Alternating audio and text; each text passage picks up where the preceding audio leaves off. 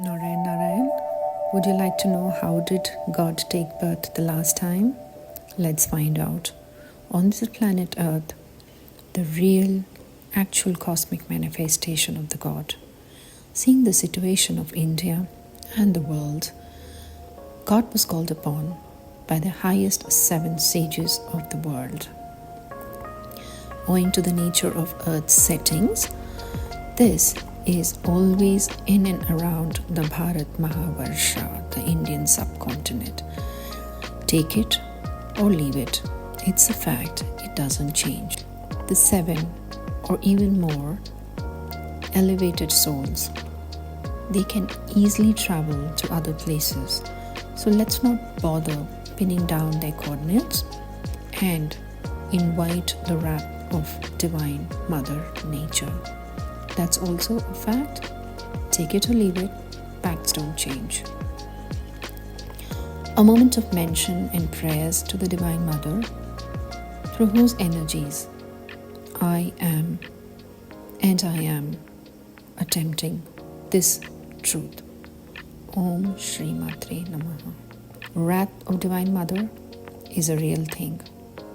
The ancient Indian sages, and when I say ancient, it's as much as 5,000 to 10,000 years old, and those highly evolved scientists did not bother to write a book or get an IP, intellectual property rights, for the topic.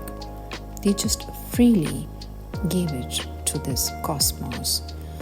Copyrights, getting books published out of even one of their shlokas, a book of 500 pages, is a thing that the modern people started doing. Those people knew that the Divine Mother is a real thing. In quotes, she is real, as she is the first to manifest when the cosmic sound exploded. The same sound we, the Bharat people, call the Om. The same sound which in recent times was also called as Amin or Amin. Again, no IP claims. Knowing the embedded rules of Divine Mother, naturally the ancient Indians, the Bharatiyas, won't claim any IP, alright? It's also a rule. It's a fact. In fact, they won't even use anything from her to document such things except what was always given, the voice and the ability to hear and retain in the mind. Hence, the ancient Guru Parampara believed in vocally sharing the knowledge, even for the highest and most secretive codes. Naturally, the students' brains were sharper than our so-called evolved Google-dependent brains. Naturally, this led to the highest state of positivity, a very high state of sattva. It was ingrained in the DNA for a very long time. Anyways, let's backtrack. Just remember the Divine Mother with her 3 embedded characteristics and 2 opposing forces runs this cosmic illusion. Full stop, period. Underline it, bold it, put it in quotes, but remember this. This was the code embedded at the time of the so-called Big Bang. You and I cannot change that. You want to try that? Be prepared to taste the wrath. And bye-bye in a bad way. Moving on. So the 7 sages were very troubled by the state of Earth and could see humanity, us, leading to our own disaster. How? In more than one way. We can see that today, right? Everywhere. Everywhere. Fighting on the name of religion. That my God over your God. When God itself is one. Wars, killing innocent souls, torturing women, torturing humanity, ignorant humanity, wasting crucial human resources, resources manifested for evolution and not illusion. Let's be clear on one thing.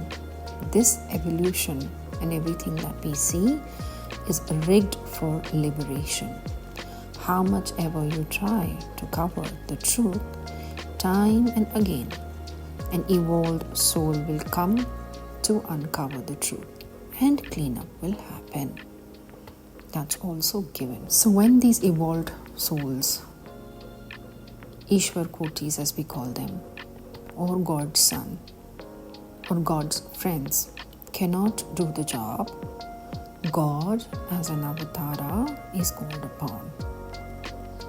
Not my saying or doing, this is something that was shared by God Himself in His last manifested form. When spiritual seekers were lost in despair and disharmony ruled many aspects of human life, the great rishis turned to the Almighty with fervent prayers. In response, the Divine manifested. A celestial divine spark descended to Mother Earth, drawing its energy from the radiant Satovisha Nakshatra, ensuring it had the strength to illuminate the entire world yearning for the spiritual awakening. Yes, not from somewhere here and there, from a very specific planet, it drew its energies. How he had been in a state of pure consciousness where everything is in perfect equilibrium and without time, space, or modifications of any kind. In all this unchanging, suddenly something happened. It was as if something was knocking his consciousness as an identity, and gradually he gained consciousness of himself as an identity and became conscious of the whole creation. Guess who knocked? Take a guess. All comments are welcome. It was time for him to return now, that the condition of earth had become so horrible that he was needed here now. So they beseeched him to incarnate on earth to prevent mankind from exterminating itself. Find out and comment how his causal and astral body was created. Take an interesting guess. This is going to be really fun and uplifting exercise. It's deep science too. No mumbo jumbo. Trust me, the science which people actually don't know. So he followed the course of the Ganges downwards from the Himalayas through the plains of North India as a spirit, while all the time he was on the outlook for a good mother who could give him that material earthly body. When he came through the village of Krishnadepur in the Bardhaman district of Bengal, he saw a pious woman and a mother who, after a long day of work, had put all her children and whole family to bed for the night and was herself sitting absorbed in prayers of Krishna. It was a full moon night and the mother was deeply absorbed in chanting Lord Krishna's name when he entered her body through her open mouth and she became pregnant with him without any participation or influence of any father. This happened. He remained in her womb for 12 months before his body was fully developed and he was ready to take birth. During the period of gestation, he was all the time fully conscious and could follow everything that happened outside the womb. Inside the womb, he was sitting in lotus posture, and finally when his mother gave birth to him in the home, he came out with his legs first.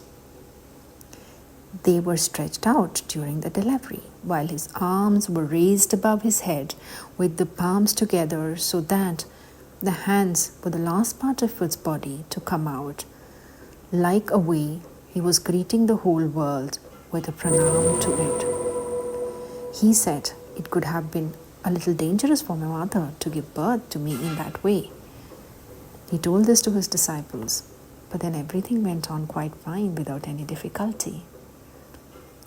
Obviously, he protected his mother, even put her in such a state that she felt not much pain.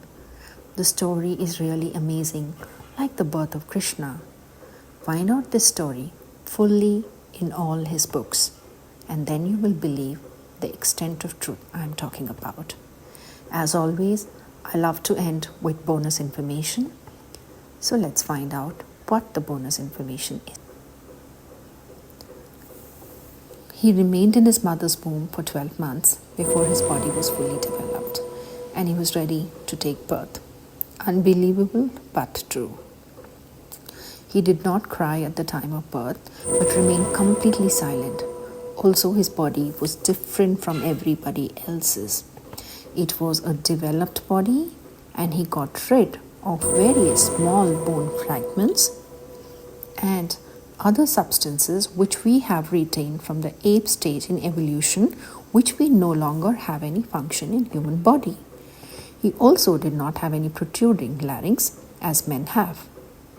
He said that in the future, this will be the kind of body which all humans will possess. Future will come sooner or later, and let's find out how true this is. Also sharing more. A very typical trait of his childhood was that every night he used to roam outdoors with the Divine Mother Kali. In this group, we share the truth and only the truth. May the Almighty guide us all in this journey as we progress. Om Tat Sat, that divine, only truth. Om Tat Sat.